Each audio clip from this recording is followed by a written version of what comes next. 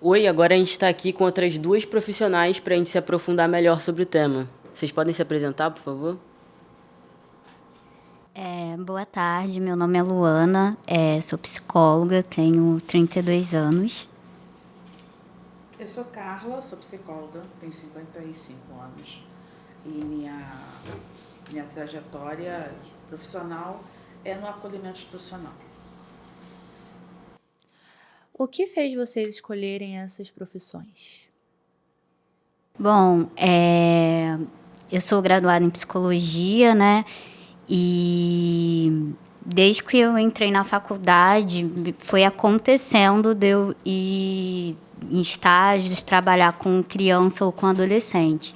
Então, meu primeiro estágio, né, foi numa escola, depois eu fui para uma unidade de medida socioeducativa, e assim que eu me formei, eu queria trabalhar, né, mais na área social, enfim, na assistência, e eu fui fazer residência, né, para atuar em um hospital. E acabou que quando eu entrei no hospital, os primeiros setores que eu passei foi a pediatria. Então, o meu caminho foi sendo traçado nessa temática da infância e na adolescência. Eu vim da psicologia, né? E na minha trajetória eu acabei me envolvendo com a psicologia institucional. Não necessariamente com o acolhimento, mas com a psicologia institucional. Então, a minha experiência é com a instituição. O Centro de Defesa, aqui no SEDECA, mas antes do SEDECA, já trabalhei em outro centro de defesa, do direito da criança e do adolescente. Depois, com direitos e deveres de crianças e adolescentes, no CREAS, no Núcleo de Atenção à Criança e Adolescente Vítima de Maus Tratos.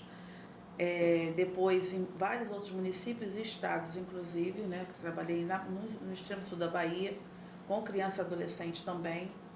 E depois do CREAS, que CREAS é um centro de referência da assistência e tem a ver com a questão dos direitos com crianças e adolescentes que estejam com seus direitos violados ou fragilizados, que a gente chama de média complexidade, né? Porque a assistência social ela é dividida por níveis de complexidade, básica, média e alta complexidade.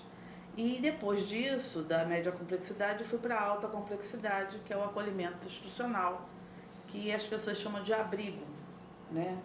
Essa nomenclatura não se usa, não é muito usual, mas as pessoas ainda continuam falando no abrigo. E eu trabalhei 10 anos, né, até ano passado, com acolhimento institucional na mesma instituição de acolhimento para adolescentes, mas também com crianças em um outro município, né? Então, assim, sempre com o viés do direito da criança e do adolescente.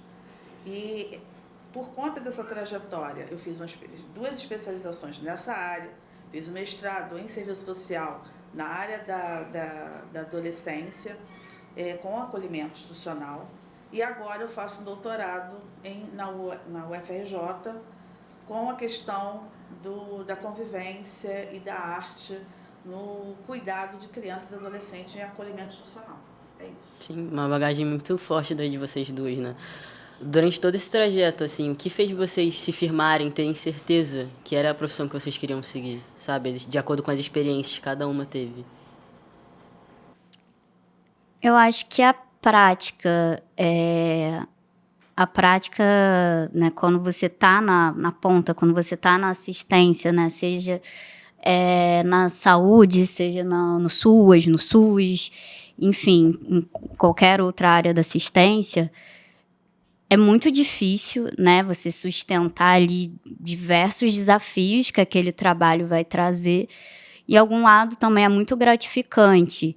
Então, no meu caso, eu acredito muito nas políticas públicas e acho que elas têm que acontecerem. Para elas acontecerem, tem que ter profissionais, né, que façam também aquilo acontecer, enfim, além de orçamento, gestão, tudo isso. Então, é algo que acredito muito. Então, o fato de eu acreditar muito nas políticas públicas, eu acho que me faz querer continuar. mesmo com todos os desafios que tem. Eu também vejo essa questão do comprometimento, né, profissional e da questão da gente trabalhar com a questão da multidisciplinaridade. Eu acho que é isso. Não existe um profissional sozinho que vai trabalhar numa questão tão complexa que é a questão da vulnerabilidade, né? A questão social não tem um fator único, então não tem como você trabalhar isoladamente. A psicologia, quando ela surge com a questão clínica. Então, os psicólogos, quando saíam das universidades, que só tinha, inclusive, experiência na clínica, ele queria fazer clínica nas instituições. Ele chegava nas instituições achando que poderia fazer clínica. E não é assim. A gente tem que ter esse olhar muito ampliado, porque é muito complexo o que a gente vai estar trabalhando. Então, se você não tem esse olhar de outros profissionais, da contribuição de outras áreas, você não consegue lidar com aquela questão, com aquele sujeito que está ali. E a psicologia, ela tem a ver com cuidado. E o cuidado não é só com quem você está atendendo, é cuidado com a equipe, inclusive.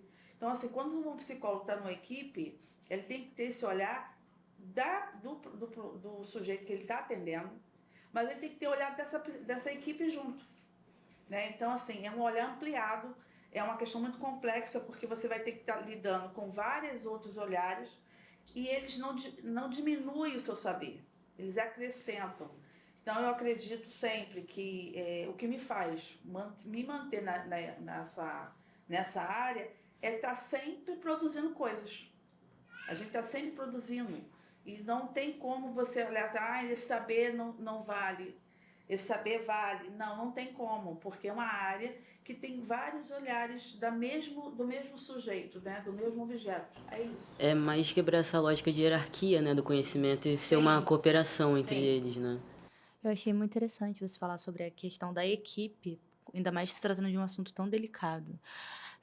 Eu queria saber, pensando nesse fator, como lidar, né? Porque tem uma certa pressão, tem todo um fator emocional também. E qual metodologia normalmente vocês buscam usar para isso?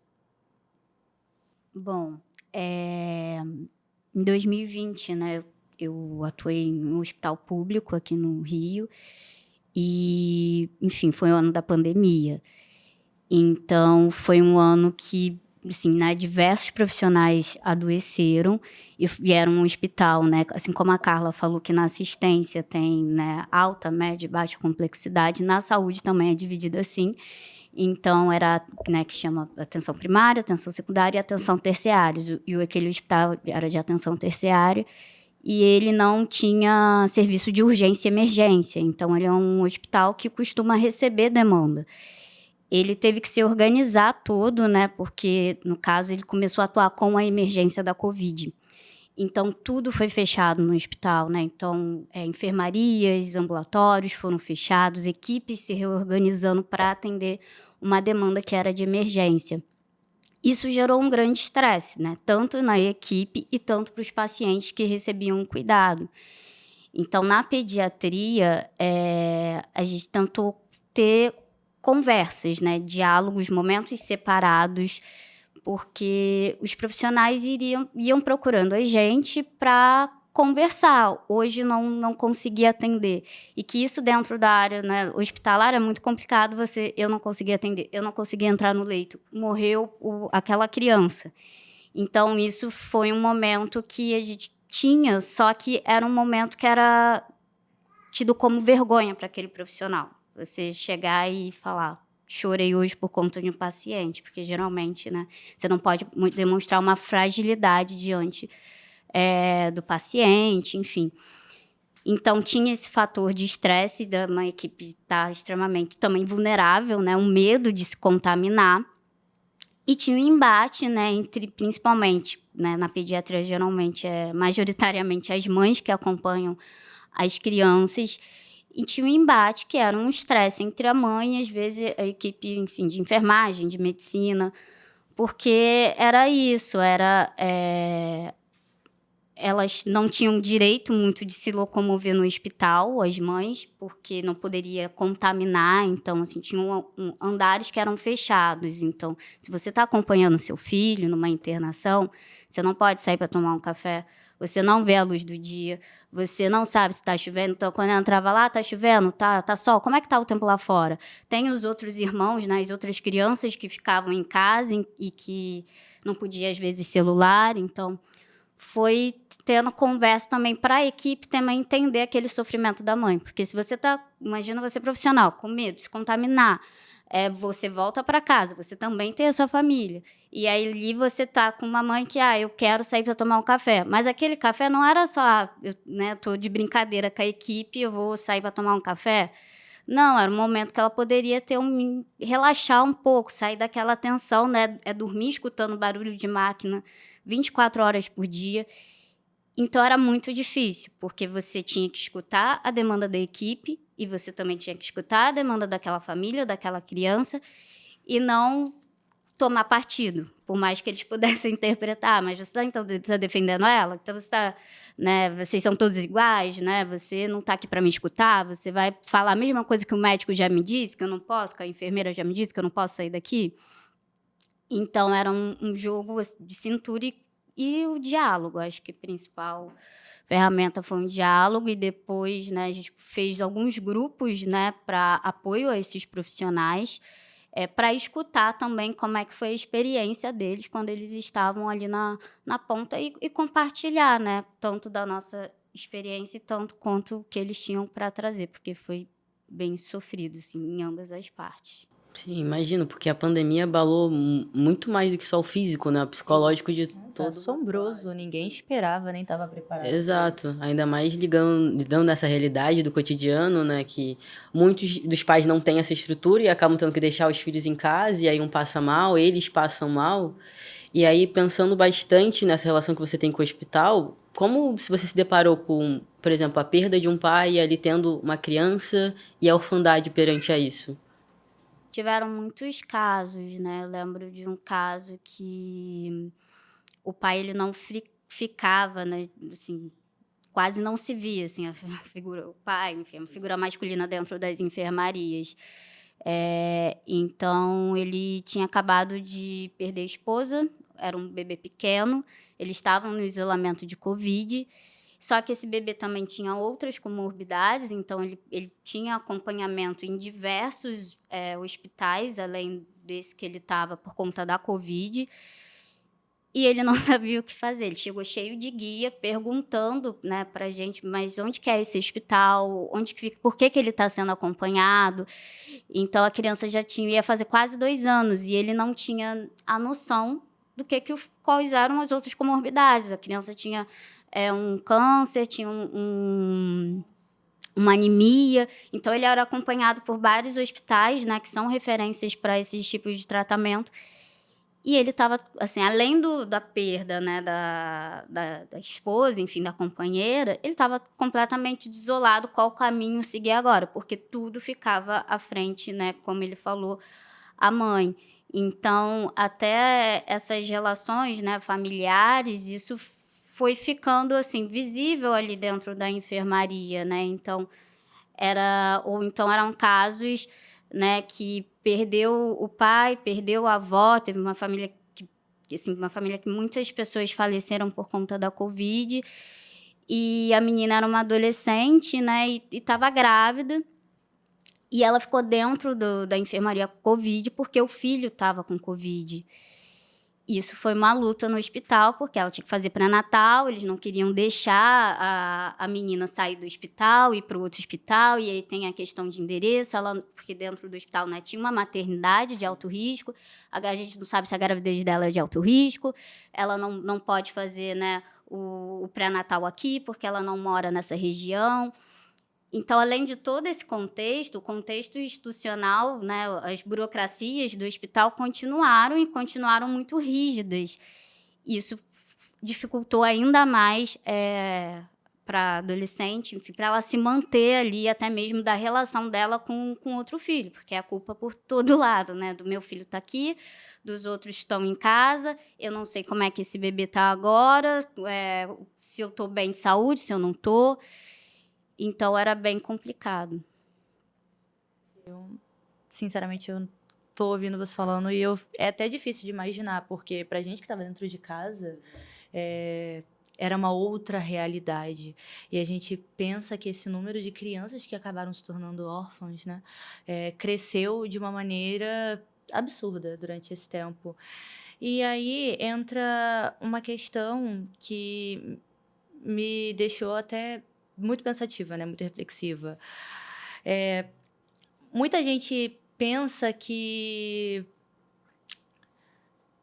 você acaba perdendo o seu núcleo familiar e aí, como é que funciona depois? Você perde as principais figuras, o pai, a mãe, mas depois como é que funciona? Todo mundo já pensa que você vai para algum lugar institucional. Você pode explicar um pouco mais sobre isso?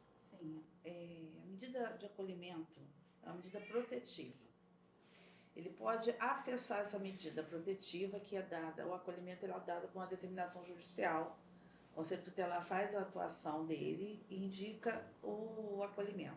Mas quem determina o acolhimento é a justiça, né, o juiz da infância. E quando é determinado, ele pode ser por vários motivos. Por uma violação de direito, quando a criança sofreu algum tipo de maus tratos em casa e ela tem que acessar o acolhimento institucional, tanto criança quanto adolescente. Então, nesses dois casos, e são acolhimentos diferenciados. Ou quando tem um acolhimento que serve, por exemplo, para irmãos, né? E aí o grupo de irmãos ficam juntos para diminuir o impacto do acolhimento, do afastamento familiar. Quando em caso de orfandade, é um outro tipo de forma de acolhimento, né? E aí é quando é o acesso através, por exemplo, quando teve a pandemia, que tem a orfandade por conta da morte dos pais e não tem nenhuma família extensa que são a parentela, né? O tio, tia, avó, para se responsabilizar por essa criança ou por esse adolescente. Ou, por exemplo, quando às vezes não tem diretamente esse tipo de parentela, mas a criança identifica, o adolescente, uma família afetiva. Eu conheço uma pessoa desde a minha infância que sempre me chamei de vó. E aí a gente, que está no acolhimento, busca essa família para tentar ver se ela pode se responsabilizar. A medida de acolhimento, ela é provisória e excepcional. Então ela tem um período para funcionar, no máximo de 1 ano e meio. Né? Claro que isso, na prática, não funciona dessa forma, porque precisa de toda uma estrutura para que ela possa sair daquela situação de acolhimento. A instituição de acolhimento é uma instituição de cuidado, mas é uma instituição que de cuidado de quê? De muita dor. Né? Quando a gente pensa no acolhimento, por exemplo, adolescente geralmente tem aquele estereótipo de perigoso. Todo adolescente é perigoso, né? E principalmente o que está numa instituição. Então, quando ele começa a quebrar as coisas, ameaçar, na verdade está botando para fora a dor que ele está sentindo, das perdas que ele passou. Então, quando você vai para uma instituição de acolhimento, é só você imaginar você sem ter ninguém perto de você. Imagine você sozinha no mundo, sem ninguém. É essa a sensação. Eu não tenho ninguém. Então você olha para um lado, não tem ninguém. Olha para o outro, não tem ninguém. Ninguém para ter referência. E isso causa um vazio muito grande. Para que eu vou viver? Para que eu vou seguir regra? Para que eu vou seguir em frente? Então eu preciso ressignificar aquelas perdas para que eu possa realmente fazer alguma coisa com aquilo que eu perdi. Uma saída pode ser, por exemplo, essa família afetiva que ele traga, ou pode ser uma adoção. Que a gente sabe que para adolescente é raro, mas acontece. Né? É importante a gente falar que é difícil, mas acontece. Tem pessoas que adotam, que se aproximam, acaba tirando a questão do estigma e acaba adotando. Na pandemia, a gente teve uma reunião no dia que foi decretado. No outro dia foi decretado que nada mais ia funcionar, ia todo mundo ficar em casa, né? Então, no dia a gente estava trabalhando, no outro dia ninguém sai mais. E isso deu uma sensação, imagine, para você que estava em casa, o acolhimento é a casa daquelas pessoas. E aí a gente começou a repensar, como é que você andava na sua casa de máscara, né? O único lugar que você andava sem máscara era na sua casa. E aí, quem entra no acolhimento é que tinha que entrar de máscara. Porque quem está indo para fora é o profissional. Ele é que traz a doença para dentro do acolhimento. Não era o contrário. Mas como você tem o estigma de que aquelas pessoas circulavam na rua, então é ela que estava trazendo a doença. Mas não era, ao contrário. E a gente pegar e trabalhar na equipe, mostrar que, na verdade, a gente que estava trazendo o risco, não era eles que traziam o risco para a gente, porque eles estavam na casa. E aí você pega uma instituição que está chegando um menino, os outros já estavam na casa. E tinha que ter um lugar isolado para fazer a quarentena, aquela coisa. Não tem lugar isolado, né? Então, todas essas estruturas, a gente teve que pensar como manter o menino toda hora com máscara, toda hora lavando mão, toda hora passando um álcool. Não tinha como. E o medo? Ah, mas ele tá... Aí era um espirro, pronto. Era aquele alvoroço, caos. né? E aí muitos funcionários adoeciam, né? Ficavam afastados, depois voltavam. Eu, por exemplo, fiquei isolada, porque eu trabalhava em um município diferente. Então tinha barreira sanitária, não podia passar. Então eu fiquei um período sem poder ir trabalhar, sendo fazer tudo online.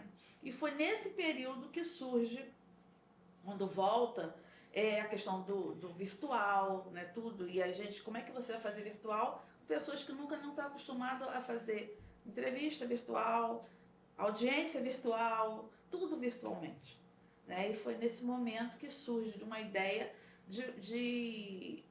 nesse acolhimento, né, da oficina de cinema, que foi uma forma de se expressar através da imagem, da arte. E aí a gente pensa a arte como forma de cuidado. E a gente viu que foi essencial para ninguém adoecer a arte.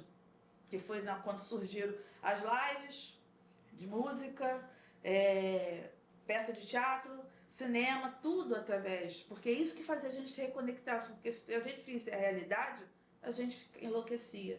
Então, foi um momento muito difícil, tanto para as pessoas que estavam no acolhimento, quanto para os profissionais que estão ali, né? Que também, de alguma forma, estão acolhidos juntos. Você convive ali 24 horas com aquelas pessoas. Então, é uma casa, não funciona como uma casa, né? Nesse sentido. Sim, até parando para pensar nesse impacto muito forte que teve durante a pandemia e pensando um pouco de antes, né? Porque esse acolhimento institucional tem impacto muito forte na vida dessas crianças. E ainda mais também pegando um pouco que você falou que essas crianças de rua são vistas como violentas, que já chegam com muitos estigmas. Queria te perguntar, para se aprofundar um pouco o que você já disse, sobre o impacto nessas crianças quando elas chegam nesses lugares e também sobre como que se tem esse estigma desses adolescentes quando eles entram por parte dos profissionais que acolhem, né? Eu acho que assim, o espaço institucional, de acolhimento institucional, eu vejo como espaço de produção de saber. Se produz saber ali. Muita coisa se produz naquele espaço. É um espaço rico, mas que é falado para o Estado e para as pessoas que estão indo para lá, é fim de linha. Então, o profissional que vai para lá, por que é fim de linha? Porque você está lidando com pessoas que estão invisíveis. Se você está lidando com pessoas que são invisíveis, você é invisível tanto quanto aquelas pessoas. Então, ninguém olha para o educador, ninguém olha para o profissional que está ali, porque ninguém quer ver. Quem quer ver aquelas pessoas que estão ali? Chegou um acolhimento naquele bairro, imediatamente lista para expulsar.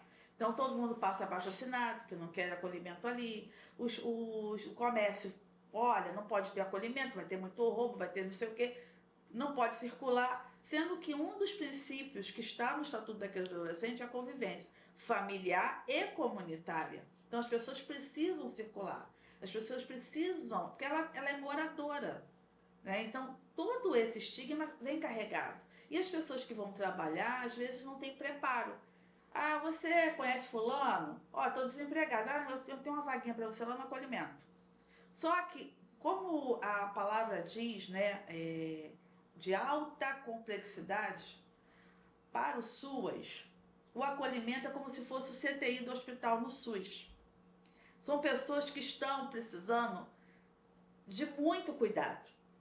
Então, as pessoas que estão trabalhando ali precisam ser extremamente especializadas naquela área. Ela não pode ser qualquer pessoa. Elas, às vezes, estão muito próxima à realidade dela das pessoas que estão sendo acolhidas. Então, a primeira coisa que fala, nossa, esse adolescente me responde, esse adolescente me xinga. Ele não está xingando você, ele está xingando a situação. Você que está na frente. E aí você vai receber aquilo. Então, quando você acolhe e tem essa escuta especializada, e fala assim, olha, estou junto contigo. Eu não passei por isso, mas eu sei que você tá doendo. E a gente pode fazer alguma coisa com essa dor. Né? Então, assim, tinha um menino que estava muito angustiado, ele ia para a marquise, se enrolava no cobertor e ia para a marquise. Aí o educador falou assim, mas o menino está na marquise. Deixa. Porque ele vivia na rua, em situação de rua. Se ele vivia em situação de rua, aquele lugar, em algum momento, trazia conforto. Quando ele se acalmava, ele entrava. Ele precisava entender que ele tinha aquele lugar, mas que ele podia também ter outro lugar. Então, assim, o acolhimento, ele traz esse deslocamento, porque é uma circula. É casa, rua, acolhimento. E vai fazendo assim, até ele encontrar o lugar de pertença. Então, quando ele vai construindo esse lugar, ele vai se acalmando. E o profissional, ele precisa ser o continente emocional dessa pessoa, que é difícil. Como a Luana estava falando da questão do hospital, você é o continente emocional. Então, a equipe vai reclamar, o outro vai sofrer, e você está ali, né? Na linha de frente, né? De frente. Então, nesse sentido mesmo. Isso me fez pensar que você falou sobre os jovens nessa situação, mas a pandemia, além de ter sido um momento tão complicado, também há a questão das nossas crianças, adolescentes neurotípicos. E como foi o impacto da orfandade para essas crianças que ainda têm as suas próprias especificidades? Como foi para vocês lidar com esses aspectos? Lá no hospital tem um ambulatório, né, que é um ambulatório de pediatria, e nesse ambulatório ele tem vários ambulatórios dentro. Então tem um ambulatório geral, né, que você recebe todo tipo de demanda, e tem, por exemplo, um ambulatório de síndrome de Down, tem um ambulatório que acompanha recém-nascidos de alto risco. Então é um geralzão e vários setores. Com vários ambulatórios. Especializações, né? Isso. Ah, bacana. Então, num desses ambulatórios, né, principalmente o que acompanha recém-nascidos de alto risco, o que acontece, né? Geralmente são crianças que entram em sofrimento fetal, né? Então, elas nascem com alguns comprometimentos, podem vir ter alguns comprometimentos no desenvolvimento. Então, tem esse ambulatório que, assim que tem a alta, né, da maternidade, essa criança já é inserida nesse ambulatório. E lá teve um ambulatório que, principalmente para os familiares e para os responsáveis, né, que estão ali acompanhando, é um ambulatório que é muito difícil, porque se você é a mãe, né, ou que acabou de sair de uma, assim, né, assim que ela teve o bebê, descobriu que o bebê ali teve um sofrimento fetal, e ela vai para esse ambulatório. Quando ela chega lá, ela tem inúmeros encaminhamentos para serem seguidos. E quando não é a mãe, né, no caso, quando teve um caso que a mãe veio a óbito, o bebê, né, sobreviveu, e a família, não existia família extensa. Então, uma vizinha, né, que já tinha adotado uma outra criança, estava naquele processo de adoção, só que ela foi acompanhar, né, as consultas do bebê no ambulatório. E ali você tem que seguir todos os encaminhamentos. Então, você tem que ter um prazo para você ir até o oftalmo, senão o bebê pode ficar cego. Você tem que ir fazer todas as vacinas até um certo prazo, porque esse desenvolvimento desse bebê está um pouco comprometido. E isso era muito difícil para essa mãe, porque ela já tinha uma outra criança, que também era adotada. Ela quis muito, né, adotar essa segunda criança, mas quando eles chegavam ali, tinha uma expectativa da equipe, assim, esse bebê vai ser super cuidado, porque ela quer, porque, né, você está adotando alguém, então tem a expectativa, né, que ela vai cuidar da melhor forma possível, então tem uma expectativa da equipe. Tem o desejo dela. Mas também tem o desejo dessa mãe que está adotando, e que é como se ela não tivesse espaço para dizer sobre os desafios que estava sendo, né, esse processo para ela, porque também, seja a mãe adotando, seja a mãe, né, ali biológica, sempre vai haver uma expectativa que mãe vai amar, vai cuidar. Então, Como assim você não chegou até o prazo? Como assim? E as unidades de saúde, elas são um pouco complicadas. Então, se você não vai naquele dia, ou se naquele dia você chega lá, não tem a vacina, então você tem que ficar peregrinando em vários serviços de saúde. E foi num momento muito complicado, porque estava tudo fechado. Você tinha dias específicos, mas você também tinha a sua vida. Então, para ela foi muito difícil dela pensar, só que ela que acabava acontecendo que ela não queria mais vir nas consultas. E é um ambulatório que é difícil, assim, de entrar, né? Ela entrou por conta ali que a mãe teve... O bebê nasceu lá no hospital. Então, isso era um fator muito complicado, porque diante das dificuldades e da expectativa, da pressão também que tem da sociedade, da equipe, elas acabam sumindo. E a gente tem que fazer uma busca ativa, né, para saber como é que esse bebê tá, se tá bem, se tá vivo, Ainda o que mais aconteceu. no meio da pandemia, E imagina no esse meio da processo. pandemia. Então, assim, tinha um medo, né? Inclusive, o medo de ir até o hospital. Então, à medida que você sai com vários encaminhamentos, você tem que ir no hospital tal, você tem que ir no posto tal, você tem que ir não sei o que tal, com medo de você se contaminar a sua família, contaminar o bebê. Então, né, o hospital, o que ele pôde, né? Tinha barreira sanitária, enfim, você não ficava lá dentro, entrava uma família por vez, todo mundo paramentado. Mas era assustador. Então, diante desse processo, ela, em algum momento, né, ela pediu para falar, porque era uma consulta que era multidisciplinar, ela pediu para falar com a equipe sozinha, da psicologia, que ela não queria mais vir. E a gente foi tentar entender por que ela não queria mais vir no acompanhamento ambulatorial. E ela falou: eu não vou conseguir fazer tudo isso que elas me pediram no prazo. Então eu prefiro não vir mais. Só que o fato também dela não vir mais, o bebê ficaria desassistido, né? E é um período que é muito delicado, que ele, né, vai se vendo, né, decorrendo como é que vai, porque você tem que ter o estímulo daquela criança para o desenvolvimento ele acontecer. Então, ali é um período muito delicado, que além dessas questões, ela tinha que estar bem para estimular uma criança a falar, a andar, porque isso tudo, nesses recém-nascidos de alto risco, pode atrasar, né? Ou pode, em caso de situações mais graves, enfim, desenvolver um autismo, questões assim. Então, é um período curto, mas é um período assim, crucial para ela fazer todos aqueles encaminhamentos para não ter nenhuma questão mais danosa para o bebê. Sim. Eu fico pensando isso dentro do sistema de acolhimento, né? Como que relaciona essas crianças? Que tem que já trazem questões, foram colocadas Nós ali não dentro. temos ambulatórios separados, Sim. nós não temos salas separadas, Imagina. nem quartos separados. Nossa. Então, assim, é tudo junto, misturado.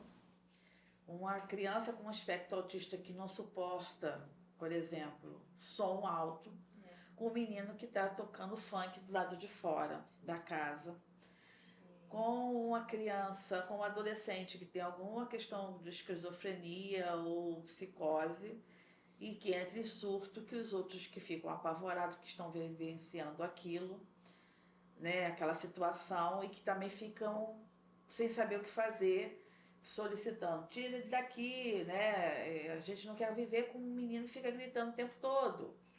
Então, é complicado mesmo, né? A gente recorre à saúde, porque na verdade, as políticas elas têm que estar articuladas o tempo todo. Tem uma interseccionalidade. Exatamente. Sim. Então, eu tenho que chamar a saúde tem que vir.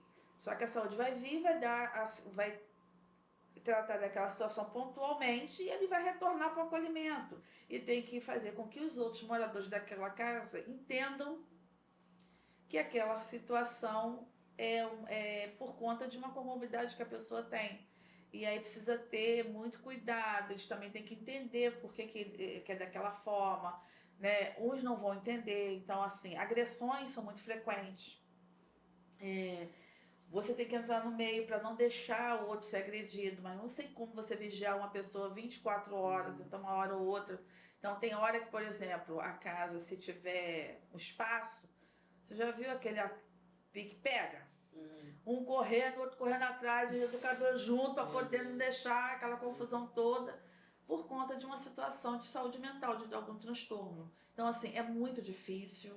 eu acho que as políticas elas precisam conversar muito sobre isso. A criança ou adolescente que está no acolhimento, ela não é do acolhimento, ela está no acolhimento, ela é de toda a rede. Então, quem é responsável por ela é todo mundo. A saúde é responsável, a educação é responsável, né? Então, isso é importante estar claro, porque senão fica assim, é só do acolhimento, então é o acolhimento que tem que dar conta. Não vai dar conta, né? Porque tem várias questões que estão envolvidas ali. E a casa de um acolhimento, não sei se vocês já foram alguma vez numa instituição de acolhimento, ela não tem característica de prisão, ela não tem nada, não, aliás, porque não está preso. Então, o portão está aberto, as pessoas precisam entrar, precisam sair, você precisa criar autonomia, precisa criar formas de cuidado, de autocuidado, né? Então, tem horário, tem como qualquer lugar tem regras, mas eles precisam saber que aquilo é uma casa, precisa ser cuidado, né? Então, não tem porta trancada com chave, com guarda, com não sei o quê, as pessoas não estão presas, elas estão circulando, né? E as pessoas não entendem. Então, assim, tem arame farpado? Não tem. Então, essas coisas todas é muito importante. E a gente precisa ter clareza que a adolescente é de todos, né? Sim. Sim, é uma responsabilidade de todos.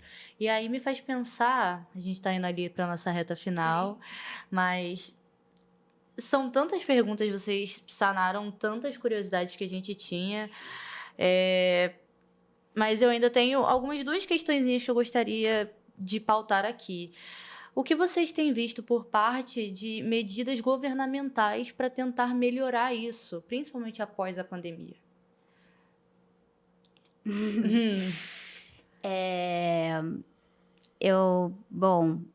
Eu acho que há uma defasagem muito grande, principalmente falando, né, especificamente na área da saúde, em relação ao atendimento de criança e adolescente, né? Então, assim, elas são para serem consideradas, né, prioridade absolutas, mas a realidade não é essa. Então, seja na saúde mental, seja na saúde coletiva, né, é muito difícil, né, o acesso das crianças e dos adolescentes aos serviços de saúde. Então, o que acontece, né, que familiares, responsáveis legais, ou então até, né, equipe de acolhimento, enfim, eles ficam indo de posto em posto, né, aqui, não é aqui, é no seu bairro, mas no meu bairro não tem, então para onde que eu vou? Na saúde mental é a mesma coisa, tem regiões, né, que não, por exemplo, não tem CAPSI. Então, eu acho que, de uma forma geral, colocar como prioridade absoluta. Porque se você tem uma questão, né, de desenvolvimento, se você tem uma questão de saúde, seja de vício, isso tudo vai influenciar na vida daquela criança, no desenvolvimento daquela criança na escola, social, com a família e até mesmo o desgaste daqueles familiares. Imagina você com 2, 3 crianças, você ir para uma consulta, a consulta não é hoje. Hoje não tem profissional, né? Ou então aqui nessa região não tem esse serviço específico.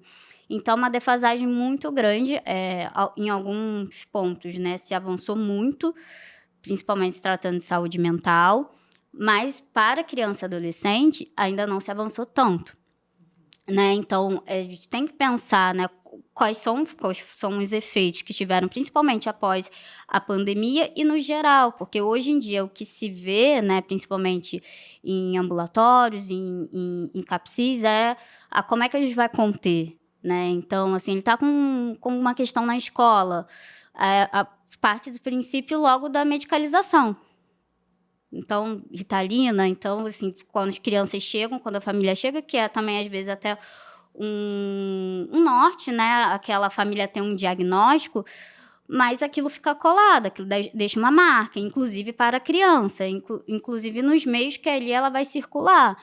Então, isso, né, você ter um acesso de qualidade, um acesso de fato, de porta aberta, que você consiga, né, fazer o acompanhamento daquela criança, daquele adolescente, isso tem uma diferença muito grande nos outros âmbitos, nas outras áreas da vida da criança e do adolescente, seja na escola, no desenvolvimento dele.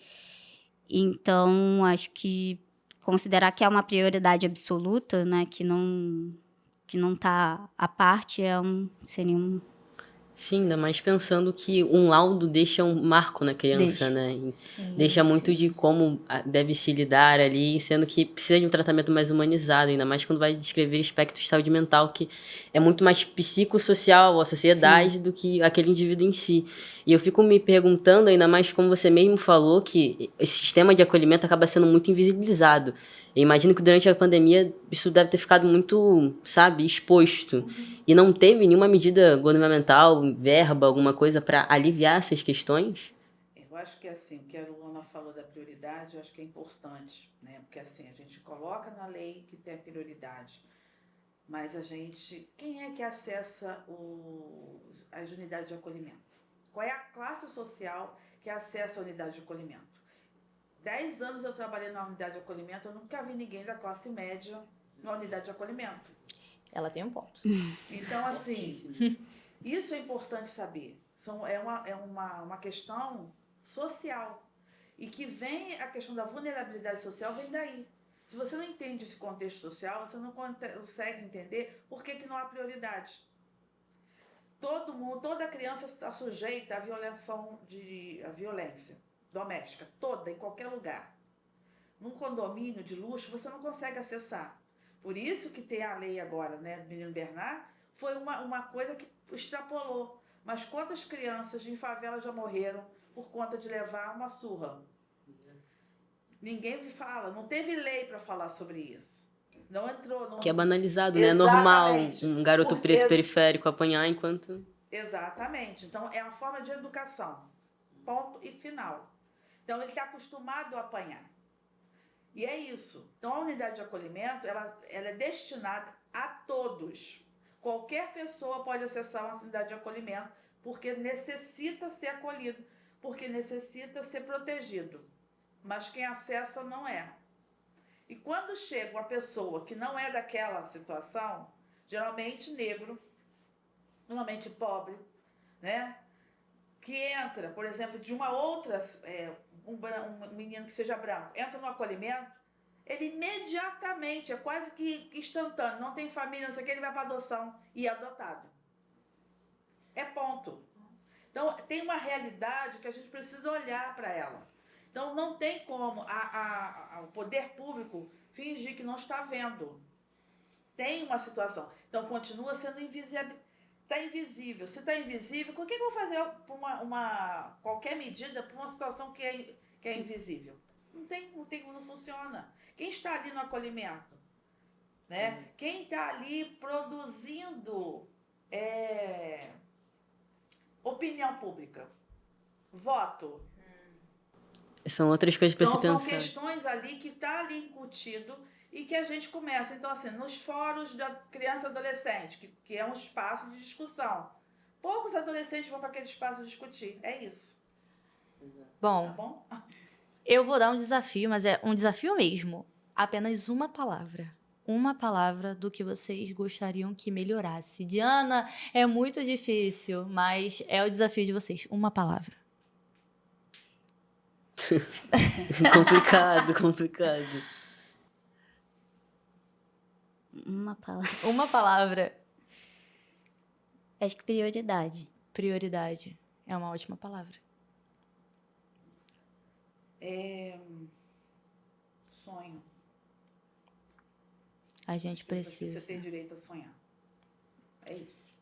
Olha, muitíssimo obrigada. Vocês foram maravilhosas. Nos ensinaram muitas coisas. Se eu pudesse, eu passaria horas conversando com vocês duas. Mas a gente vai ter que parar por aqui. Novamente, estamos muito, muito felizes pela participação de vocês e extremamente gratos. Muito, ainda mais percebendo o peso das referências que a gente tem aqui e o quanto ajuda nesse sistema de acolhimento, né? É muito importante ter pessoas que nem vocês, um lugar onde vocês estão. Muito obrigado mesmo por ter estar aqui com a gente, sim. Eu agradeço, né, o convite, acho que foi essencial, acho que a gente precisa falar sobre isso em muitos lugares. É isso. Sim, agradeço também. Espero ter contribuído aí. Contribuiu demais.